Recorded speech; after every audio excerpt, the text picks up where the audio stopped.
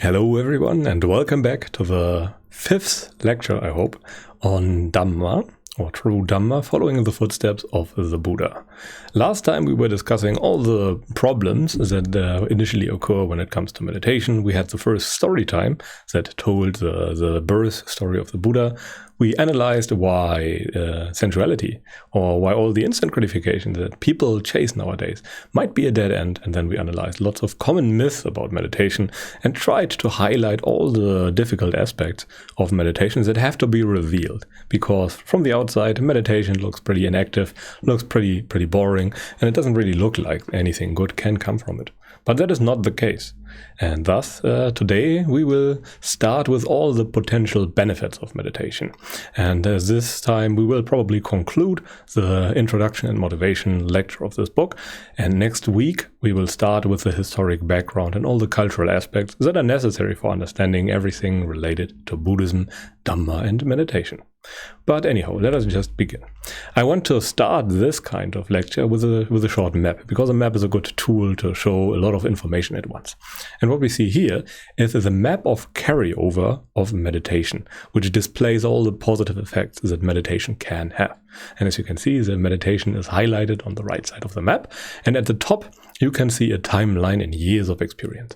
People usually start on this kind of map on the left side with very basic interests that are very much related to sensuality and to instant gratification. And gradually, the older and more experienced they become, so this is not a necessity, by the way, they move to the right side of the map. There are sometimes young individuals that are very wise, and sometimes, or even often nowadays, old people who have no wisdom at all. So it's just a correlation, it's not a causal relationship. Age makes it easier to have a bit more experience and having seen the downfalls and the problems with initial behaviors, but again, it's not a necessity. There are lots of old rock stars who still take drugs and drink and whatnot. But as you can see here, there are lots of entries that are related to self-improvement. As an example, the entries like lifting weights or exercise, hygiene, fashion, nutrition, having a job, discipline, confidence, weight loss, willpower, and whatnot. All those entries that are colored in green, and the intensity of green means the amount of benefit that meditation has on those areas. Well, it displays that meditation has quite a bit of positive effects on all the other areas of your life. And because, well, the reason behind all this is all quite simple, if you understood what meditation does, but for most people it is not easy to see in the beginning. The Buddha called meditation the taming of the mind. It simply leads to the mind and the body obeying you better. And our biggest enemy when it comes to doing difficult things are our emotions, our feelings. Those are the biggest hindrance to us. And when we get those better under control, we can simply do those things that we must do to achieve difficult things or to master difficult things. And when we can just do things longer than other people and in a better way, then we are better than them in certain areas. And thus, pretty much everything can benefit from meditation, simply because you become much more efficient at it. This is a very simple reason for all of this. Your mind obeys you better. This is also related to one of the core truths that the Buddha teaches, namely the truth of non-self or non-control. There is very little control. It's more of a suggestion. And when we tame the mind in a way that it obeys us better, then everything else will benefit from it. And this starts with instant gratification detoxes. Those first benefit meditation, but also instant gratification detoxes benefit from meditation, simply because meditation is an exercise in enduring. So you simply have to endure the pulling and pushing of your feelings. You want the instant gratification also in meditation, but you sit in the middle of the room and instead meditate. And in that sense, you practice sense restraint to a degree, and you have to endure your bad feelings and the pulling and pushing of your feelings and emotions that want to force you to do certain things. And the more often we do something, the better we become at it. And then we have the area of beauty, dating, and hygiene and fashion. All those things technically benefit too, but mainly in the sense that you stop caring too much about those things and just look rather good and rather orderly by default, simply because you don't go for anything too fancy, and the entire problem can be regarded as solved. And then there is exercise as an example. Exercise overall requires a lot of discipline, a lot of endurance. It's difficult to lift, for example. It's a hard thing to do. And this is why people don't want to do it most of the time. And the same is true for any serious kind of exercise, by the way, not just for lifting. I just put it here because the people I usually talk with lift weight. So it was more relatable to them. But yeah, it also benefits from the emotional non-reactivity. If our feelings tell us, oh no, we don't want to live, and we have trained us in being above that, then we can lift, and then we are pretty good at it if we can do it despite bad emotions. And very related to that, there's also nutrition. In meditation, we teach, or the Buddha taught, moderation in eating. For example, he advised us to eat just 1 or 2 meals a day. In the beginning, it was 2 meals a day. Later, he reduced it to 1 meal a day because there were too many inconveniences for the lay people who supplied the monks with food. And this time around, when there's only 1 meal a day, everyone would just stand in a village and offer food to monks and doesn't have to be there all day and could work on the fields, etc. But yeah, this is actually surprisingly good health advice, of the moderation kind, because if I had to give you a rule of thumb, then I would say that 80% of health, and when it comes to nutrition, boils down to not eating too much. Surely we have to cover everything like vitamins and minerals, etc. But when it boils down to the very basics, then the majority of health boils down to not having too much. And yeah, since meditation requires not having too full of a stomach, as an example, it will help with the nutritional aspect of your life. And also it will remove all the self-doubt and all the self-criticism, or leaves you untouched by all those things. Thus your confidence grows, your discipline grows, and your willpower grows, simply because you need all those qualities. And if you need them often because you meditate a lot, or you practice virtue a lot, or sense restraint a lot, then you become good at it, because the mind always becomes good, just as the body becomes good at strength. If you do it often, the mind becomes good at restraint. When it does it often, it gets good at resisting the pull of emotions. And it is also another benefit, namely weight loss, simply because it very much relates to moderation in eating. If you just eat 1 meal a day, as a monk, as an example, it's very difficult to become overweight. It's even impossible.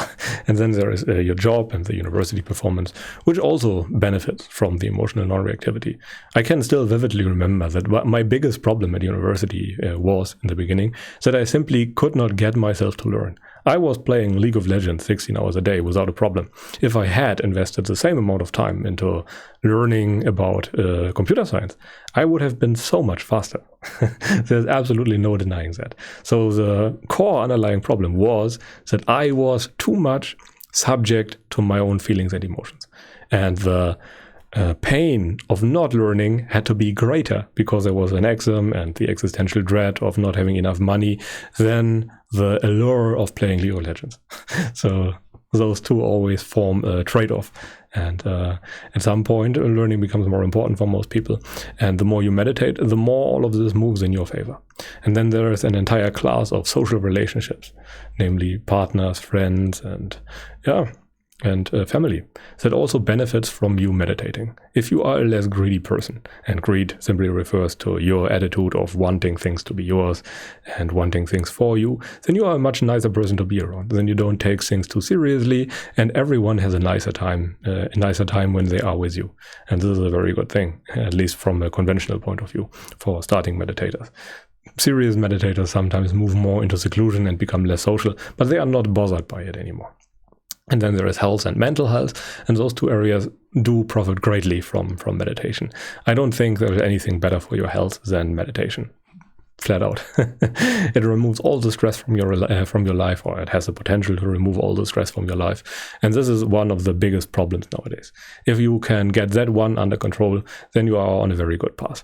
And also meditation lays the groundwork of moderation and restraint that leads to health ultimately. And it helps you understand all those things better, so that you realize that all the sensual engagement might not actually be worth it, and that there are other more sublime kinds of happiness that you could attain. And this obviously takes a while for the results to manifest, or to dive deep into meditation, as you might imagine. It took me also quite some years from starting to finish. finished to now. It took me 4 years or something like that. And then we have enlightenment, and enlightenment would be the freedom from all kinds of suffering. And if we are honest with ourselves, that is the goal of everything we do. And yeah, that is also the most difficult thing to do, but also without meditation, that is not possible. Without sense restraint and virtue, that is not possible. So we need to do all those things. But as a result of all of this, you have to keep in mind that meditation has a great carryover score, as I call it in other self-improvement videos. Carryover score just means how many other areas are affected by meditation in a positive way. And yeah, meditation has a carryover score of 14.9 that I calculated. And that just means that in some 14 other areas are also pretty much 100% affected by meditation in a positive way. And the only negative effects that come from meditation, well, negative effects, that you might not be able to enjoy video games as much as before, or music as much as before, or your casual, somewhat unhealthy hobbies as much as before. But that's not really a loss, because you simply replace those by something better. And that is not something most people would complain about. You just notice that those things weren't too healthy in the first place. It was a rather unhealthy cope for all the bad feelings and emotions. But as soon as you learn to control them better and being above them in a sense, then you don't need all those coping mechanisms anymore, and can remove some of the negative aspects from your life. But in some, the entire process can take up to 7 years of time, depending on your personal inclination. But as you can see, there are lots of benefits to be expected from meditation, even in the just mundane sense of self-improvement. And this is what most people meditate for nowadays. There is meditation for awakening or liberation or freedom from suffering, and then there is meditation for self-improvement. In my book, the first kind, namely the meditation for self-improvement, will move towards the meditation for transcendence, but not everyone sees it like that. I like to teach meditation for self-improvement and meditation for liberation, so both of them are kind of following the same principle. But anyway, that should be enough for the carryover of meditation. Let us now move to more tangible aspects that you might be more familiar with. And the first thing that comes to mind when it comes to meditation is that it increases your intelligence. This is not something that people like to hear because they feel guilty about being smart or something like that, which I don't really get, but yeah. And the reason for a higher intelligence or higher IQ might not be the best measure for intelligence, but anyway, the reason for that is, again, that first of all, you tame your mind, so you aren't as emotionally reactive, and then you are more mindful. And mindfulness means that there is a lot more background information concerning the connectedness of things. It's a bit difficult to explain, but you simply have more background information available. It's easier for you to make associations and connections between things, simply because you are not too occupied with other things. And then you are more concentrated and indistractable, simply because your emotions and feelings do not exert such a strong pull on you. You can resist that pull, and in return your mind won't try as often anymore, and you can just remain with your mind on the task, which leads to a lot more free mental capacity. And in a sense, meditation is undoing of mental impediments. You simply remove the obstructions to your productivity and to your well-being, because in its, I will say, natural state, the mind is actually quite bright and quite efficient. And natural does not mean that that's the state the mind naturally turns to. It just means if all the hindrances are gone, removed by us, by effort and striving and all the other things, then the mind will settle in this state. It's natural in that regard, if we do not obstruct it and do not keep obstructing it. And we have thus, as a result, fewer wrong assumptions, and we have a easier time dealing with criticism, as an example, and we stop self-cheating so much.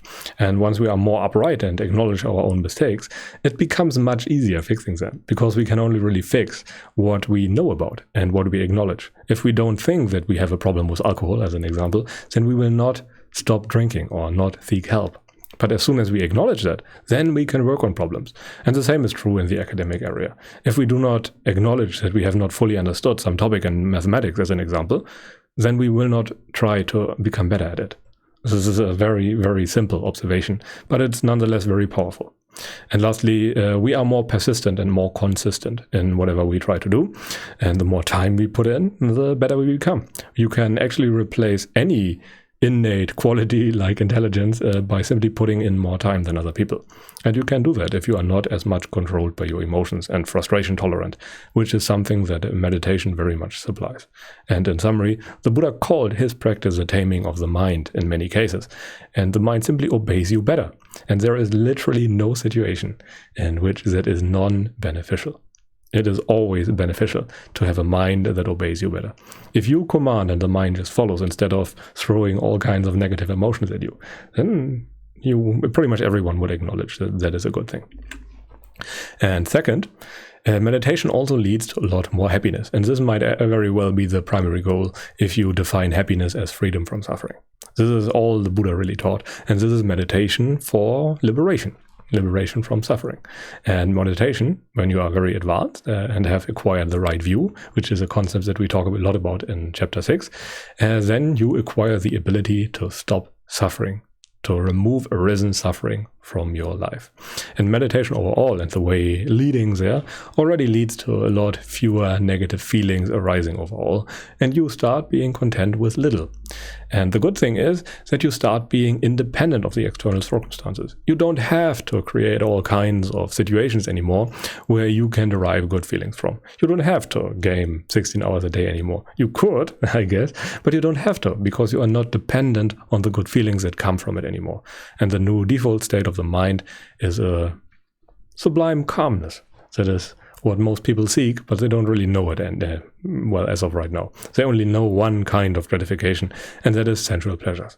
And overall, the Buddha described common happiness and 3 types of, let's call it, higher happinesses. And the first and lowest kind of happiness would be the happiness of sensual pleasures. And this is all that pretty much everyone will ever know, unless you discover meditation by accident or spirituality by accident, which is fine, I guess, but it will not liberate you. It has its set of problems that comes with the engagement in sensuality, namely your dependence on that. And you will lose that at some point. You cannot maintain those situations. And then there is the hedonic treadmill that we discussed in the last lecture, and the adaptation to all kinds of sensual pleasures. So we need more every time, and we can never supply that. And at some point, every mind realizes that. So there is the quest for more, or different kinds of happiness that do not share all this. And then there is the happiness of the Brahmaviharas, which would be the happiness of virtue. Virtue is in itself pretty good because you stop being affected by your feelings and emotions so much. And this is a very liberating and a very freeing kind of feeling, because most of the time we feel bad because we are so affected by our feelings. Most people have no idea that it is an option to not be affected by feelings because they live through their feelings, if that makes sense. I have no good wording for that. But when they feel bad, there is all their striving is directed at removing the bad feeling. This is optional. You don't have to do that. You could just live on and let the bad feeling be there and not being touched by it. It takes a lot of training and meditation as an example, but it is possible. And then there are the jhanas, or samadhi in general, which is a state of mind where you are temporarily liberated from the taint. You temporarily remove even the slightest conceit of I am. And there are different kinds of jhanas we will go through in chapter 8. But as of right now, you can imagine it as a supreme kind of relief. You notice pretty much that you can be free from all the negativity in your life, whatever you can imagine. Literally every kind of suffering does not have to touch you. And this is a very peaceful and sublime state. And this is the relief that comes from the jhanas, that you don't have to be subject to suffering. You are no longer trapped. It's like escaping a death trap, pretty much. And the last kind of happiness is the most sublime kind of happiness, namely the happiness of nibbana. And those people I know who describe that transition to nibbana just say that it is inexplainable and that it's better than everything that you can imagine. So maybe see that as a motivation. But every step on the way is obviously very worthwhile if you can get over the initial discomfort, because there will be withdrawal from sensuality. You have been engaged in it for so long, very likely, that giving it up, that leaving a virtuous life, a restrained life, will feel bad at first, until the new normal sets in and the mind gets used to it. And then we have a lot of pleasure that we can derive from being virtuous. The Buddha named as a first benefit non-remorse. And then there comes mental and body pleasure and all kinds of other things that arise simply from that. But non-remorse alone is also a good idea. Then you can go in the evening to bed without having trouble to fall asleep, which is a very good thing. Non-remorse is great. And it requires, in a sense, being non-sensual. Otherwise, you will leap out for more and more oftentimes unwholesome pleasures that lead to nothing but future misery for you. But anyway, let us continue. Then there are some other benefits that I just want to repeat. I think we already had them in another lecture, but it's fitting to repeat them here because not everyone watches every lecture series. First, increased concentration, which is just the ability to stay on one task due to the taming of your mind. Then there's decreased stress. This is just also another facet. You will notice that a lot, that I have generalized it to a point where I simply have to repeat the same thing over and over again and point to different results of that. Decreased stress is the result of not being as susceptible to your own feelings. There is no stress if you have no problem with there being a bad feeling. Why would that stress you then, if you are fine with it? Stress is aversion to your experience as a whole. If you have the urge to change something about it, then that is very stressful. If you don't have that urge, then it's not very stressful. And then there is an increased memory capacity, simply because of the taming of the mind. You suddenly can just command your mind better. There are not so many mental hindrances available or present that hinder your memory capacity. The Buddha said that a person remembers things having been said long in the past. This is a good state for a monk. And this results from all the training in virtue, as an example. And meditation also reduces addiction and increases discipline. Again, this is just another result of the taming of the mind. It's all the same, but I can phrase it in different ways to appeal to different people. People have no connection to what I say when I don't give them concrete examples. It has to be very precise and it has to tackle a problem of theirs. And then it also slows down mental and bodily aging processes, which again is a result of the reduced stress. Stress is one of the main contributors of quick aging. People who have been through a lot, have survived war and whatnot, they oftentimes age very fast. You can see the aging process in their faces and in pictures. Just 1 or 2 years of difference and there are wrinkles all over their face. Then there is a strong immune system. And again, I'm not really sure why, but I guess it is also related to stress. Because stress sacrifices some long-term benefits for some immediate necessity of available energy, as an example. So when your body feels like it is in a fight or flight situation, then it prioritizes energy right now and strength right now over health in the future. So the immune system is in a state where it just maintains whatever there is of the remaining health, and but it will shut down at some point if the stress is chronic. And then there is inner peace, and this is simply the result of not being subject to your emotions. And reduced biases are also related to not being subject to your own feelings and emotions, not being moved by them so much. You only have biases because you want to defend something or want to get something. If you have no problem with criticism or with just accepting that sometimes you are wrong, then there's no real need to have biases anymore. Then you just shrug it off and change your mind and your opinion. And there's nothing wrong with that. And then there's the reduction of insomnia, depression, and anxiety, which again, all those three states have in common that they feel bad. This is a common term in Buddhism. What the Buddha discovered is that pretty much everything converges on the point of feeling. When we feel bad, then everything for us is bad. It's not just a bad feeling is there. For us, everything is bad then. And this is a state that we can learn to overcome. Virtue is the first step, where we learn to be less emotionally reactive. And at some point, we can even transcend our own feelings and emotions. And this would be the point of acquiring the right view, where we start removing the self, the routine that tries to fix the bad feeling from our experience. Because every action that is not rooted in greed, aversion, or distraction does not really require any self. And the self in that sense is just an agent that arises to fix a bad feeling. You can think about it like that as an intuition. Anyway, let us now continue. As many people claim that meditation is very egoistic or egocentric and just helps you, I also want to display some effects on other people that it has. And the first observation we must include is that humans imitate each other. This is just the human nature. We are, evolutionarily speaking, herd animals, and we always look for people who are similar to us and become more like them. Those are the two very important social laws. We adapt to our group, and we look for a similar group. This is just what we do. This is what pretty much every social animal does. And we learn by imitating others, and this also applies to moods and feelings. It's much better for a group of people to act in unison than for some people to have a good mood and for some people to have a bad mood. And as soon as there is a bad mood, it's much more likely that all the other people in the group also get a bad mood than that the persons with a bad mood get a good mood. In fact, as a good rule of thumb, you require about 7 people with good mood to counteract 1 person with a bad mood, simply because bad feelings were quite relevant during an evolutionary context. If there was a snake or a stick that looks like a snake, it's better to avoid that stick 99 times than facing death 1 time. It can still be worth it to have that mental program that overreacts very often. And as a result, bad feelings require immediate attention, and good feelings can, well, wait a little, let's put it like that. And the Buddha noticed this too, and he mentioned it a lot.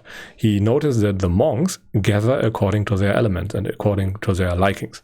For example, people who liked wisdom, they went to Sariputta, who was his disciple foremost in wisdom. And people who wanted magical powers went to Moggallana, who was the person who was the best of the Buddha's disciple when it comes to magical powers. And people who were inclined to ascetic practices went to Kassapa, who was the foremost among those people. So they gathered according to their interests, and by spending more time together, they even became more like each other. And this is also true for literally every kind of behavior. If you are spending time with people who are constantly in a bad mood, you will develop a bad mood. There's pretty much nothing you can do about it unless you are an enlightened person. But most people are not enlightened, so we should make sure that we choose our social environment with care.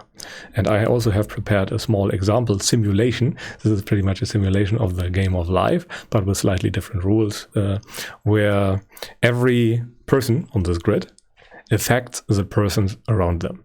And in this case, when a person has a neighbor which is angry, one of the red neighbors, then that person has 2 angry neighbors, then that person will become angry too. If a person has just 1 angry neighbor, well, they can stomach that. And if a person has 3 or more angry neighbors, then that person removes itself from that society and tries to calm down a bit. And if we just apply those rules, and this is a real simulation that I have written in the PDF, then we can observe what will happen. And in this case, we start with maybe 6 people with a bad mood in a very big network of people who are sharing their society pretty much.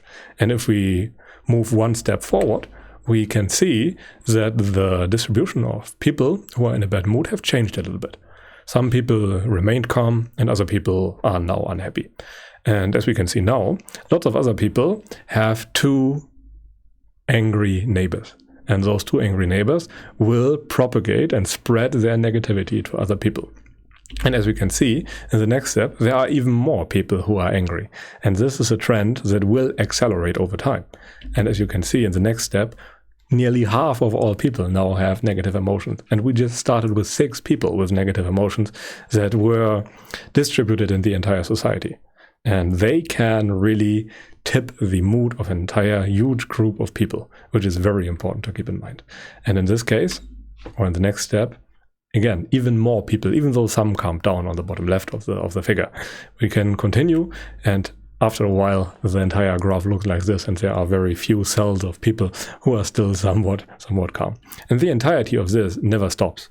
So once it reaches such a state, you can be certain that while some people calm down, the majority of people will pretty much remain still agitated. And I don't think that this system will ever reach a state again where everyone is calm. Even though people try. Every individual tries to remain calm and tries to withdraw, but the negativity is still overwhelming. And this is just a passive effect. And what would happen if there were fewer angry people to begin with, because we can achieve that via meditation as an example, then the entire thing would look a bit different. In this case, we just start with 4 people who are somewhat negative. And as a result, there are not too many people who have 2 angry neighbors. And as a result, in the next step, there is just 1 angry person. And in this way, the negativity just dies off. It cannot sustain itself because it needs fuel. It needs other people who also participate in the negativity. And by meditating a lot and by not being as susceptible to negative feelings of yourself and negative emotions, you can pretty much make a huge contribution towards society as a whole. Because most people don't know that they are pretty much 100% governed by their feelings. They never really think about it. For them, they make choices and they don't notice the negative feelings that they try to avoid and try to fix. But in essence, the entirety of their striving is directed towards their feelings. Completely unnoticed, completely implicit, and not accessible to the people. But anyway, the Buddha also talked a lot about this when it comes to harmony in society. And I give you a simile here. The Buddha called a harmonious assembly as follows. Here, the assembly in which the monks dwell in concord, harmoniously, without disputes, blending like milk and water, viewing each other with eyes of affection. This is called the harmonious assembly, and the Buddha called this assembly a very good assembly. It's not the best of assemblies. The very best of assemblies would be an assembly just of arahants, but still. And he continues, just as when it is raining and the rain pours down in thick droplets on a mountaintop, the water flows down along the slopes and fills the clefts, gullies, and creeks. These, becoming full, fill up the pools. These, becoming full, fill up the lakes. These, becoming full, fill up the streams. These, becoming full, fill up the rivers. And these, becoming full, fill up the entire ocean. So too, when the monks dwell in concord, harmoniously, without disputes, blend like milk and water, viewing each other with eyes of affection, on that occasion, they generate much merit. So what he says in principle is that our own behavior is the source of the emergent properties of a society as a whole. At the very beginning, at the very top of the mountain, there's pretty much the individual misbehaving, not viewing their comrades with eyes of kindness or eyes of affection. And if that would be the case, that behavior would trickle down and first affect the clefts and gullies, smaller groups of people, and then pools, bigger groups of people, and later streams, rivers, and then the entire ocean. So the entire community can get corrupt if the individuals start misbehaving. The entire state of the society as a whole is always the sum of the state, of the emotional states, of all the individuals involved. And this is very important to keep in mind, and this is something that the Buddha also noticed. If you introduce a pollution at the very top of a mountain, at the very source, and try to purify the rivers, then you have Sisyphus work to do. It will never happen. You have to trace back the problem to the original source and remove the pollution at the very top of the mountain, and then the rivers and clefts and gullies and pools will get pure on their own. The pollution cannot be sustained if we remove the cause of it at the very top of the mountain. So in that case, it's very important to keep in mind that meditation will always have a positive effect on other people. Most people simply don't notice their own reliability on feelings. They don't notice how much they are driven by feelings, and thus they think that meditation has no benefit. Simply, you being a happy person is the biggest contribution pretty much that you can make society. If you remove your greed and hatred from society and your delusion from society, then society is at least as much better as a whole. And this is very difficult to achieve by other means, because you can't remove the hate of other people. You can't remove the greed of other people. That is impossible. But anyway, let us now come to the next thing, or the next part of the motivation, which would be the contemporary roadmap of meditation that I also like to present. And this one includes all the common ideas, or many of the common ideas about meditation, which is a good overview. And maybe you find yourself on this roadmap, and this might be a bit unpleasant then, because I criticize in some regards what many people nowadays teach. I don't think that everything is wrong, obviously, but many of the traditions emphasize an aspect of the Buddha's teachings that is in itself not sufficient. the Buddha named many preconditions for success. And some people probably had one missing link or one missing piece of the puzzle, and now they teach it to everyone because they assume that everyone is missing that piece of a puzzle. But that is not how things work. But anyway, let us now have a look at the roadmap. Again, we have a nice map that I like to display quite often. And at the top, we have a timeline, how long it can take to reach full liberation. In this case, I choose 30 years, which is just an arbitrary number. Many people will probably never make it towards stream entry or right view, according to the Buddha. But anyway, the left side of the map still displays quite early attainment, and the right side of the map goes very much in depth and shows the attainments that are very, very hard to get. And in most traditions, it is still regarded as quite common that people start with a divine messenger event of great suffering and great trauma, which brings them to a daily practice, and then they start some of the very popular practices like noting in the Mahasaya Sayadaw style, which is in itself not problematic. The problem starts when all you do is noting, when you don't study suttas, when you don't try to understand, and just hope that you will attain liberation simply by noting, which is not going to happen. And this is one of the common paths. And this leads, in their eyes, to some conventional benefits, some reduction of stress, some emotional purification, and some small insights. It will probably. But the problem is not that you don't get experiences that are nice. The problem is that many people don't understand their experiences. And this was something that the Buddha emphasized a lot. It's not about attaining states. It's about understanding your attainments. If you don't understand the first jhana but attain it, then it's not worth anything, really. You must understand that state fully. You must understand its nature, pretty much. But yeah, one of the other conventional paths is the path of the jhanas, as an example. And some people progress through the jhanas, what they call jhanas, the first jhana, second jhana, third, fourth, etc., until they reach the eighth jhana. And all of that, according to them, happens before stream entry. When you look at the suttas, for example, then the Buddha basically only ever taught the jhanas to people who were already stream enterers, which is also a rather strong cut when it comes to contemporary traditions in comparison to the suttas that the Buddha taught. But yeah, this is one of many paths that is possible. And then there are people, for example, in the noting practices, who never really try to achieve the jhana, because Mahasaya Sayadaw noticed that the modern absorption jhanas are a dead end.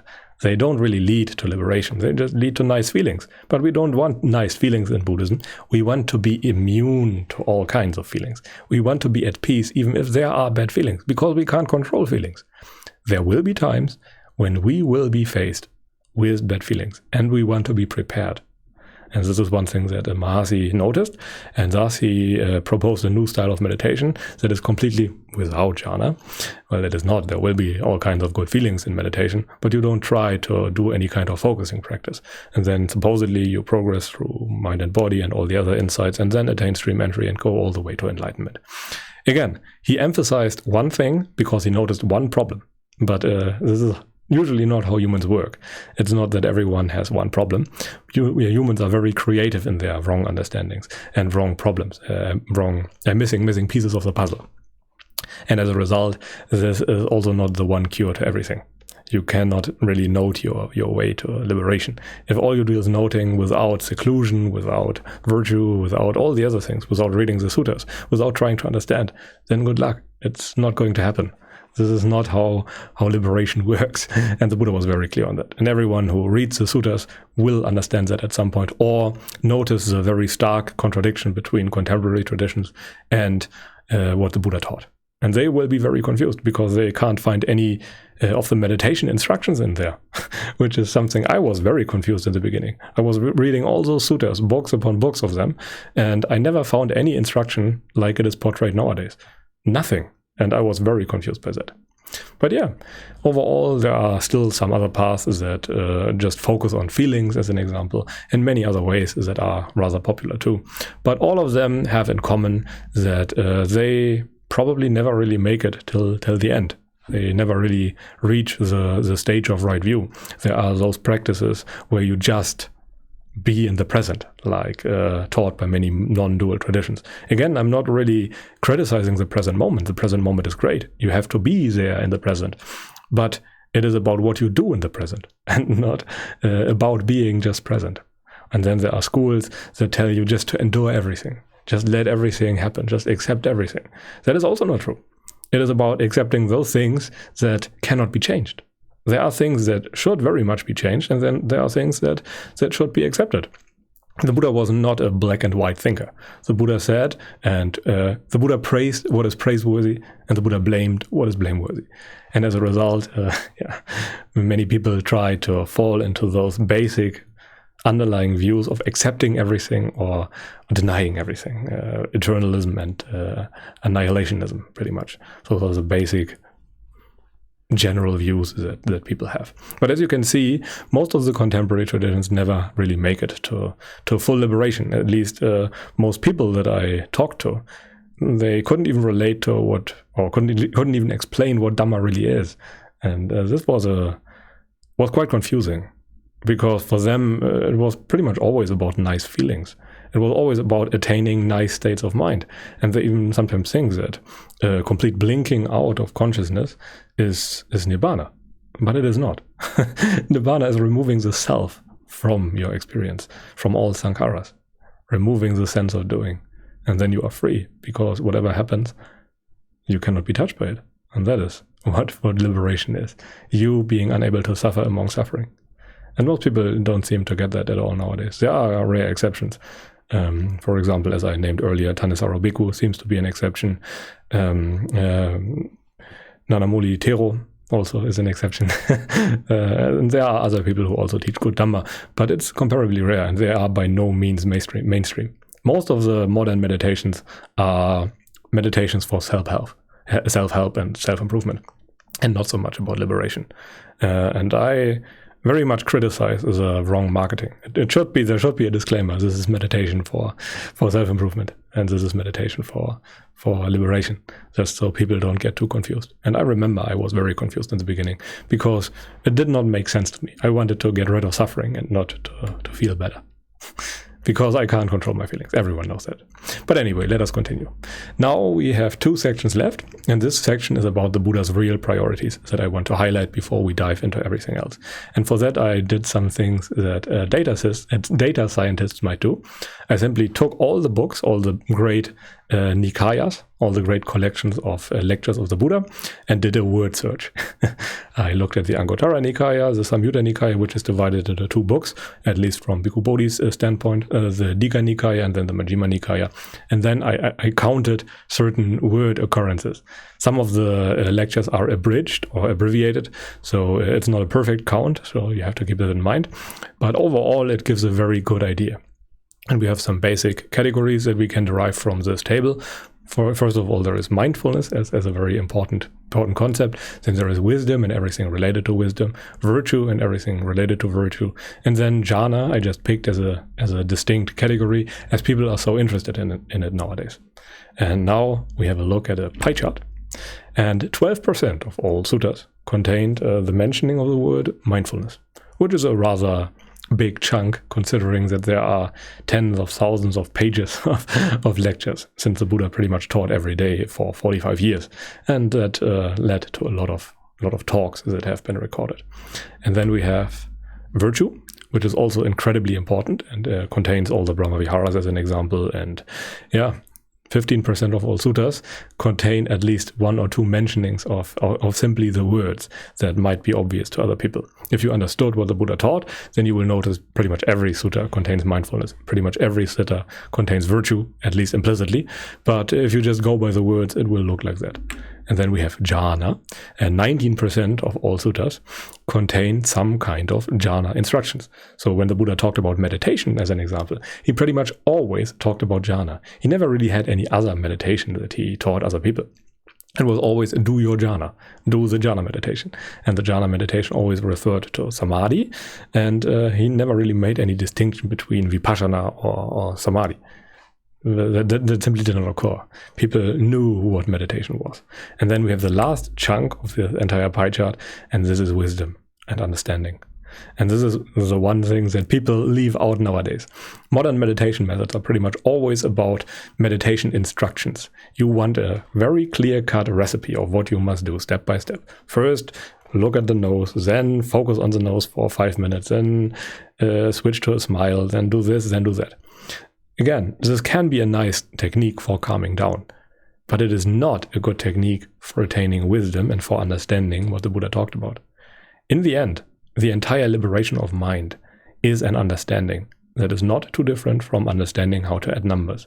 It is just a much bigger project and it's much more difficult and much more significant, but the entire underlying mechanism is the same. We always use the same mind to understand things, and the entire functioning of how to understand things is not different when it comes to understanding Dhamma. It's just the object of understanding that changes.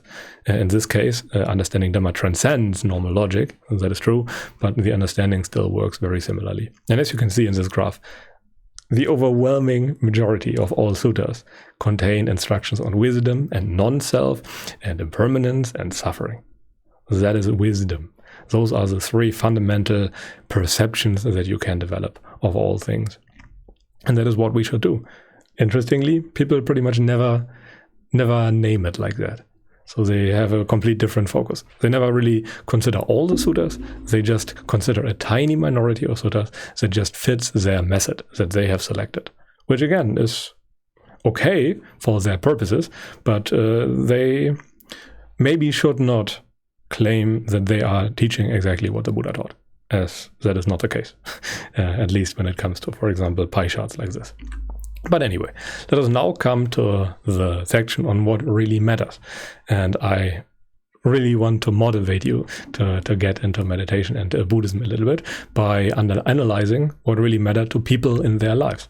And the first thing that comes to mind when analyzing what really matters is what old people who made it to the last stage of their lives typically think. And the scientific approach would be just to ask people. And you can't really ask young people who are intoxicated with youth, health, or immortality. You should ask people with some life experience. When it's easy to gain access to sensuality, to all the things that you want, to play video games, sexual partners, etc., then you will not have a clear understanding of what might lie ahead. And old people are usually very willing in telling you their regrets. And what they tell you is that experiences and relationships, social relationships, matter much more than wealth, as an example. And wealth really does not really lead to as much happiness as people might think. Surely there is a cutoff point. You need at least you have to be able to survive without too much stress. But apart from that, there is not much more happiness gained by that. And again, the observation is quite clear. Nothing in our evolutionary past or history prepared us for happiness from any sensuality or any luxury item. It just prepared us for survival and what we must do for survival. Yeah, and the next thing that also complements those anecdotes is a bigger Harvard study. The problem with just asking old people is that it is anecdotal evidence, but not really quantifiable proof. The solution is to also count what old people say and correlate it with their life decisions.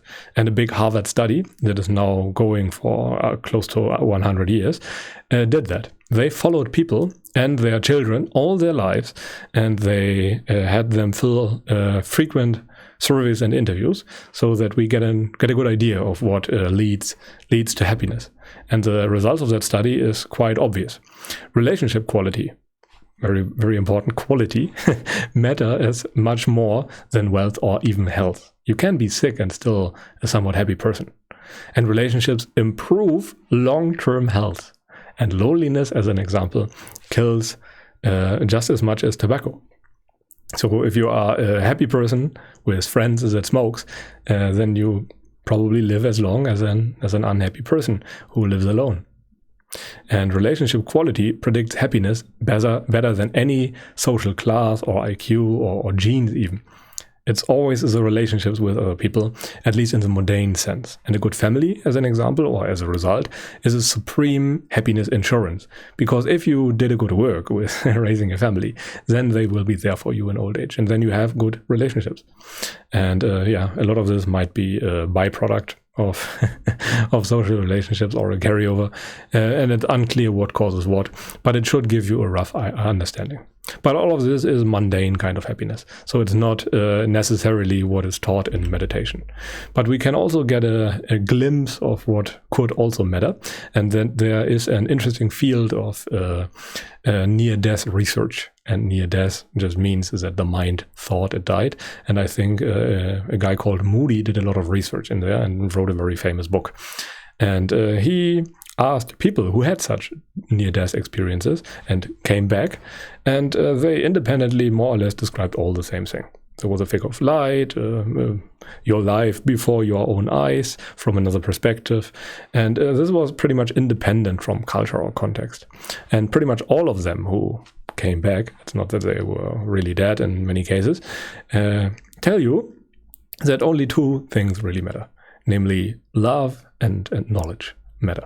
And people who tried to commit suicide and came back would never really try to do it again. And they got really offended when someone suggested that that was just a dream or dreamlike. It was not to them. To them, it was a very real experience, and it was very important to them. But yeah, let us continue. And now some clarification on love and knowledge, or some interpretation of it from a Buddhist point of view. Buddhists won't be surprised by this, and it really sounds like one of the main goals of Buddhism, namely first virtue, which could also very much correlate to love, and then wisdom, which very much correlates to knowledge. They obviously don't have the vocabulary that Buddhists use in most cases. But the Buddha teaches both of those things. He teaches virtue and compassion with other people, and metta as an example. And he teaches those things as a means to overcome suffering. And overcoming suffering requires wisdom, requires knowledge, requires understanding. So we talk about a very special kind of love and a very special kind of knowledge or wisdom. And such people surely won't mean mathematical proofs as knowledge, or online politic knowledge, or knowledge about your favorite sitcom. That is irrelevant. And they very likely also don't talk about the affectionate kind of love. It's not about the feverish kind of wanting of another person. That is also not what they describe. But yeah, the happiness of monks, as an example, is the happiness that depends on understanding, that depends on wisdom, and it far surpasses worldly happiness. And as we'll later see, a factor of 1,000 times happier is not uncommon. And this is very, very important to keep in mind. But yeah, let us now come to one last simile for today, in which I try to invoke a sense of urgency in you with a sutta that moved me a lot. So far even that I created a figure for it. And this is about Memento Mori. Memento Mori. And Memento Mori just means remember your mortality. And this really helps to focus your efforts on what really matters. When you realize that your time is limited, then engaging in sensuality and addicting materials becomes very difficult. And this really creates a sense of urgency and mortality. And the Buddha even recommended doing this daily. You should recollect your own death daily to help you keep on track. But it should be performed in a way that it actually hits your core and not just as a repetition of phrases. But similes and examples work much better than words. And the Buddha gave many similes to invoke a sense of urgency in his followers. He even went to his followers and sometimes scared them for them to practice more when they became negligent. But I really like to explain it with a simile from the Anguttara Nikaya, from the Book of Sevens, number 74.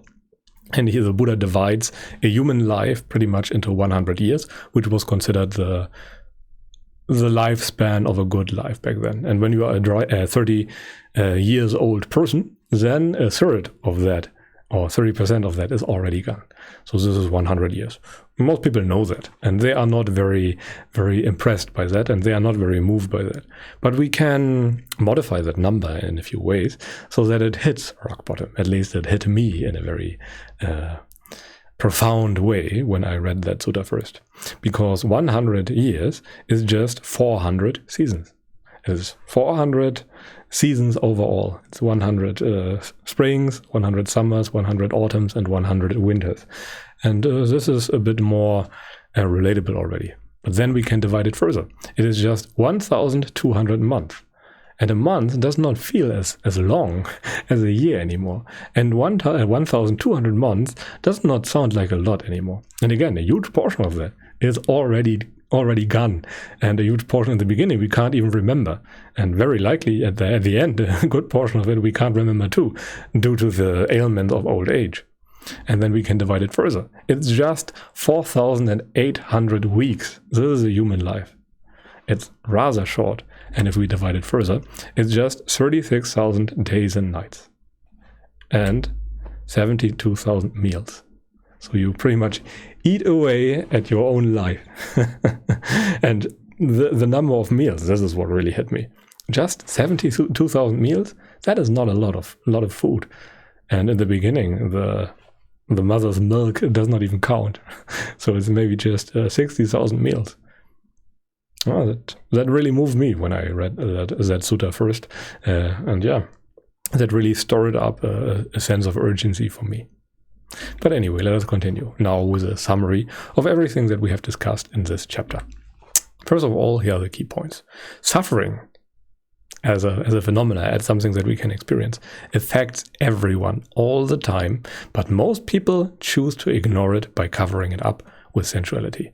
Whenever we feel bad, whenever we suffer, then we hide the suffering by engaging in sensuality. However, sensuality is doomed to fail and makes the problem only worse simply because we add more craving to the equation, and craving is felt as suffering. Craving, in fact, is the entire source of suffering. Then we have meditation as a potential antidote to the problem of suffering, and it has countless benefits for you and other people, but there are many myths about it. People often teach their missing puzzle piece and omit the rest. And the result is that people don't really progress if they just go by what their teacher said. And the Buddha only really taught two things: suffering and how to end it. It's not about divine unity or whatever. It is simply about ending suffering. This is all. And worldly happiness is health and family, and world transcending happiness is love and wisdom. Wisdom meaning nibbana. And it is important to develop a sense of urgency, to not blindly run into a visible trap. You should try to prepare for death, for example, by meditation. And a sense of urgency makes it much more likely that you will practice, as a matter of vital concern, as the Buddha often suggested. It should be something that is very present in your life, otherwise the mind will not try to work on that problem. It will try to ignore it as it seems easier. It will just look in another direction. So make it an immediate problem if your goal is to attain liberation. But yeah, now we have for the first time a meditation of the day that you could perform if you scan the QR code. I have lots of them throughout the following lectures, and you can do them if you wish. And this metta meditation that I have linked here is a good way to feel something. This is something that we do in the gym quite often with new people. We have do them a bit more so that they feel like they did something. And metta can really give you a taste of what states can be like that can be attained in meditation. It's very feeling based and it's not for everyone, but you should keep in mind that it can be a good idea. And if there is aversion towards it, then it's an especially good exercise for you, because after all, meditation is about overcoming aversion towards your experience as a whole. So if there is aversion towards metta, then by all means you should actually try it even more than those people who just do it to enjoy themselves. But yeah, give it a try if you wish. If not, that's also fine. I have an entire playlist on my channel on guided meditations that you can check out, but I will also link them through the course of this lecture. And then we have our question slide. Again, if there is anything unclear, please post down questions in the comments. I will collect them, sometimes answer them in advance. And in the last lecture or last two lectures, I will answer them as a video so that everyone can profit from it in the form of a frequently asked questions. But yeah, now to the contact slide. You can check out all the resources that I have linked here. Books on Amazon, the Dhamma Hub Discord. And if you wish, you can also support me on Patreon and my work. Yeah. And next time we will start analyzing everything related to the cultural context and the structure of the teachings and how to understand them properly, because some cultural understanding cannot really be omitted when this is our goal. Yeah, but until then, I wish you a pleasant day. I hope you enjoy what I do. Feel free to share it with other people. But until then, goodbye.